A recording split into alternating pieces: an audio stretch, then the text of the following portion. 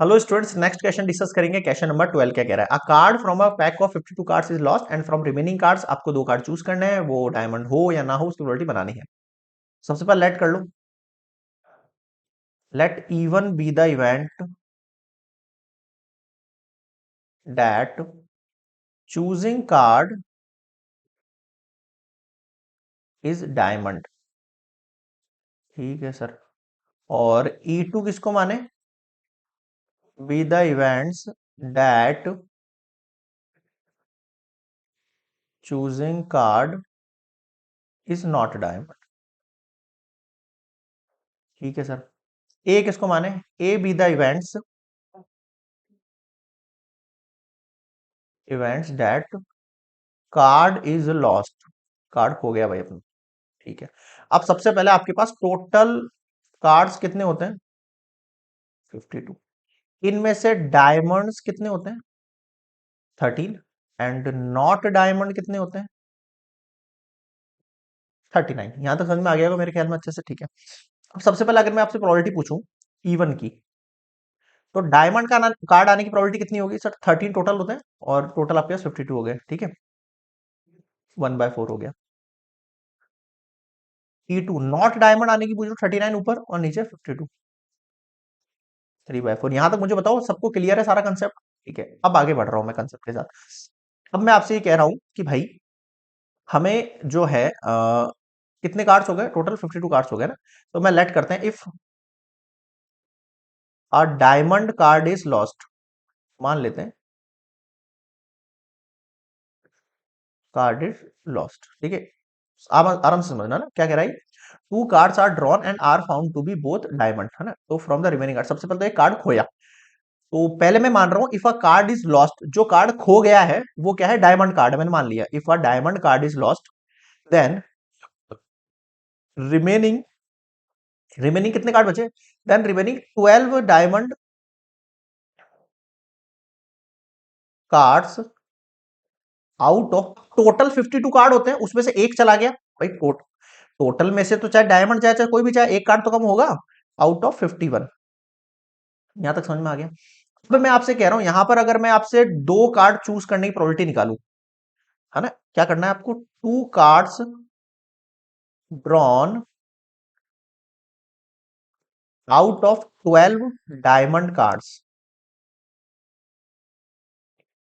इन कितने वेज हो सकते हैं? अब देखो मैं फिर से आपको ये बात कहूंगा, दो कार्ड जो हम डायमंड में से निकाल रहे हैं, हो सकता है वो पहला दूसरा डायमंड कार्ड हो सकता है तीसरा चौथा हो सकता है फर्स्ट थर्ड हो सकता है थर्ड एट हो सकता है एट। तो उसके लिए हम कॉम्बिनेशन यूज करते हैं कि कितने वेज से हम कार्ड्स को चूज कर सकते हैं।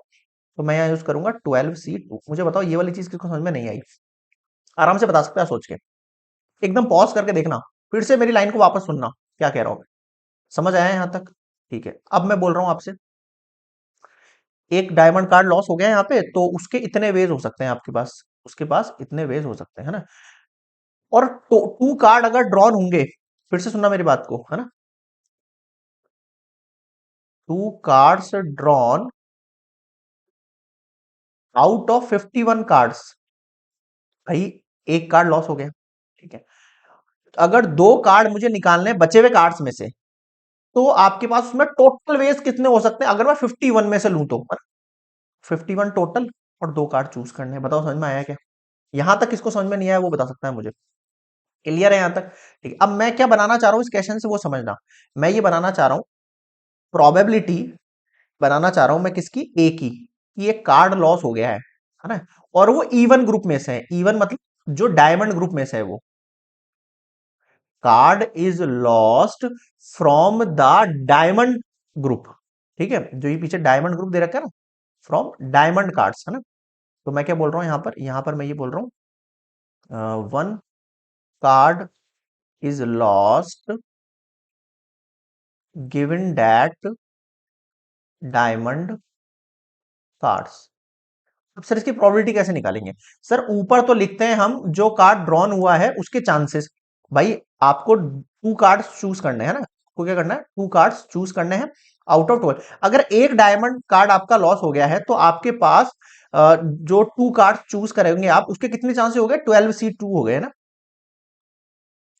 और टोटल नंबर ऑफ कार्ड्स कितने हो गए सर हमारे पास? 51C2। भाई ऐसे तो करते हैं अपन, क्या करते हैं अपन कि सर ऊपर तो लिखते हैं अपन कार्ड, ठीक है, जो कार्ड चूज करना है उसकी प्रोबेबिलिटी, और नीचे लिखते हैं टोटल प्रोबेबिलिटी। तो ये मैंने लिख दिया ऊपर कार्ड की प्रोबेबिलिटी और नीचे लिख दिया टोटल प्रोबेबिलिटी। बताओ समझ में आया क्या? हाँ सर। अब आप मुझसे पूछ सकते हैं सर आपने यहाँ 12 C2 डायमंड की क्यों लिखी? तो भाई इधर देखो, फ्रॉम द रिमेनिंग कार्ड जो बचे हैं उनमें से टू कार्ड्स निकालने हैं और वो डायमंड हो, इसकी प्रोबेबिलिटी फाइंड हो रही है। समझ में आया? तो प्रोबेबिलिटी अपन इस चीज की फाइंड कर रहे हैं। इसको सॉल्व करना जानते हो? 12 फैक्टोरियल अपॉन 12 में से 2 गया तो 10 फैक्टोरियल मल्टीप्लाई 2 फैक्टोरियल, डिवाइड में आ जाओ 51 फैक्टोरियल, डिवाइड में आ जाओ 51 में से 2 गया तो कितना बचेगा आपके पास? 49, 50, 51 इंटू 2 फैक्टोरियल। इसको कैसे सॉल्व करेंगे सर? खोलो इसको। 12 मल्टीप्लाई 11 मल्टीप्लाई 10 फैक्टोरियल,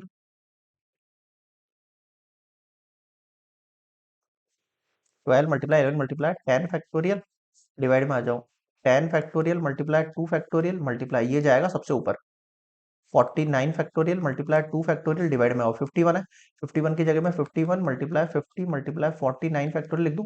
कट करना शुरू करो, ये दोनों कट हो गए, ये दोनों कट हो गए, ये कट हो गया। तो बचा कितना आपके पास? देखो ऊपर बचा 12 इंटू 11, नीचे कितना बचा? 51 मल्टीप्लाई 50। Got it? ठीक है सर। ये सॉल्व हो सकता है? हाँ सर हो सकता है। 2 6 जा 12 और 2 से किया तो 25। यहाँ तक समझ में आ गया? 6 से देखो, 3 2 जा 6 और 3 से करूंगा तो 17 आएगा।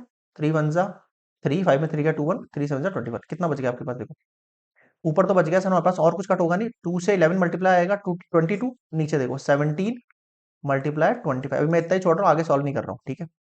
एक केस हो गया ये सर, यहाँ मैं लाइन खींच देता हूँ।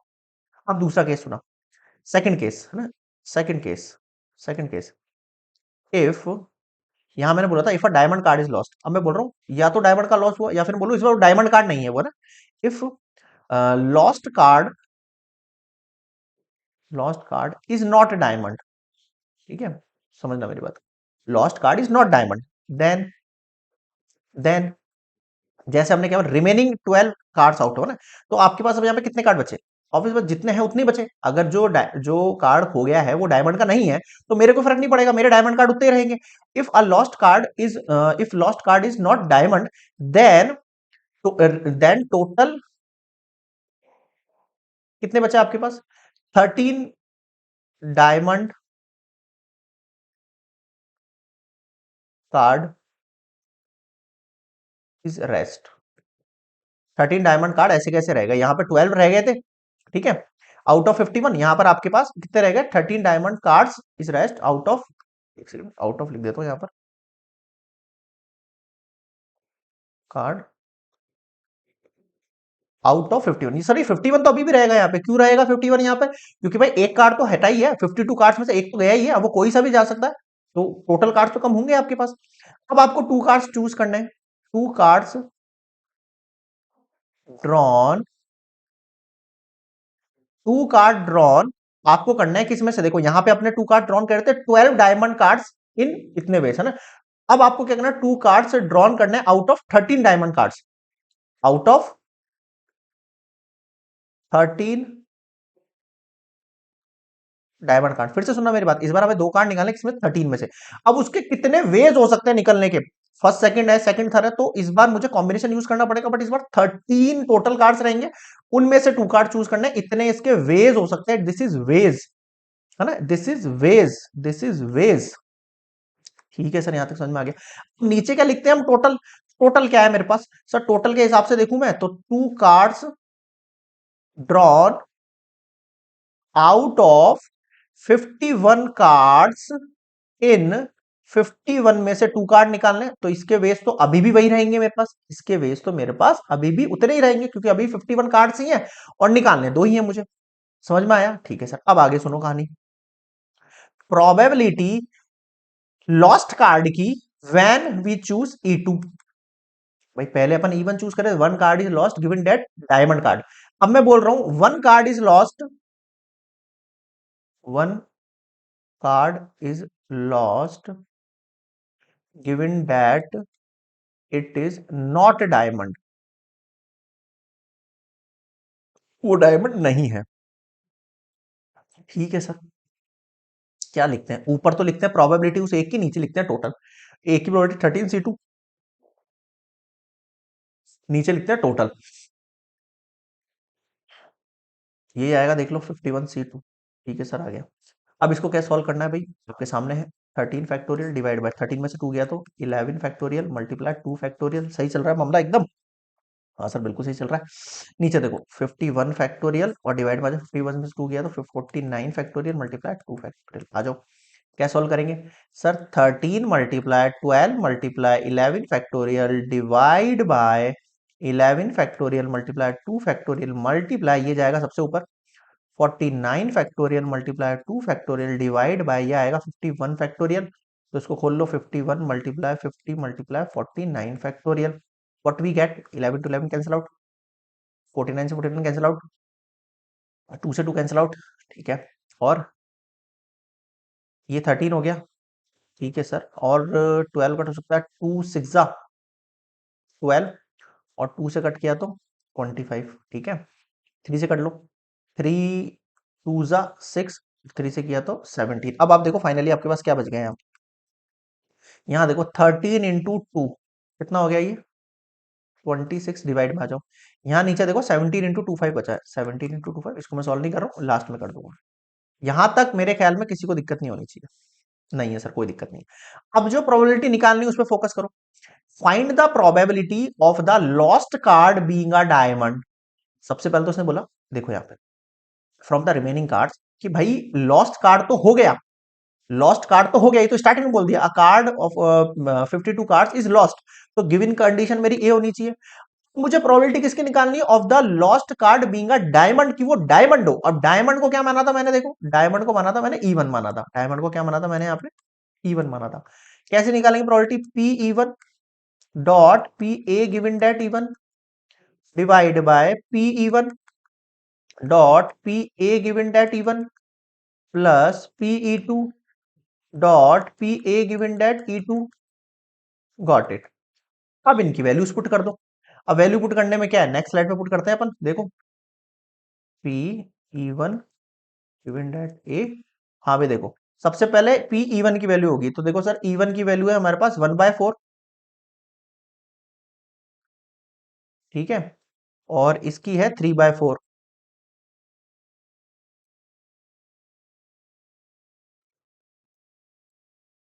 अब आ जाओ इस पर, ए गिवन डेट इवन की है 22/17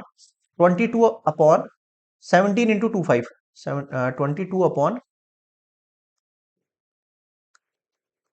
22/17 into 2/5। इसकी कितनी है, कहाँ गई, 26/17/2/5,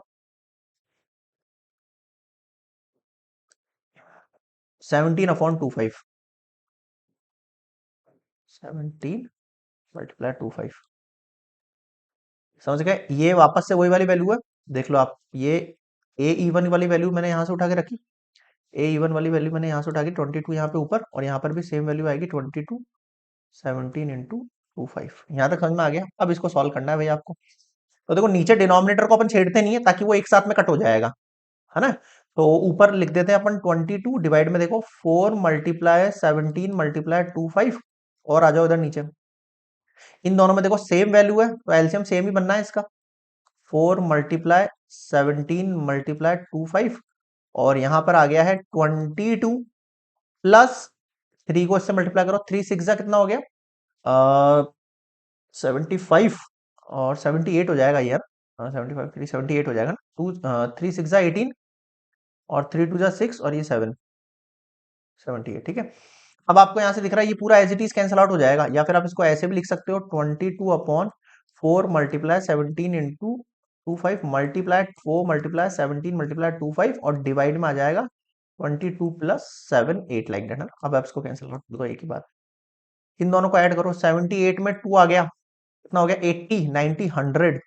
2 से कट करेंगे 11 टाइम, 2 से कट करेंगे 50 टाइम। अब मुझे बताओ क्या समझ में नहीं आया यहां तक।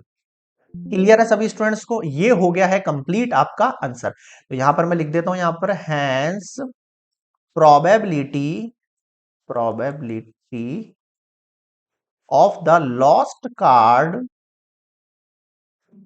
Being a diamond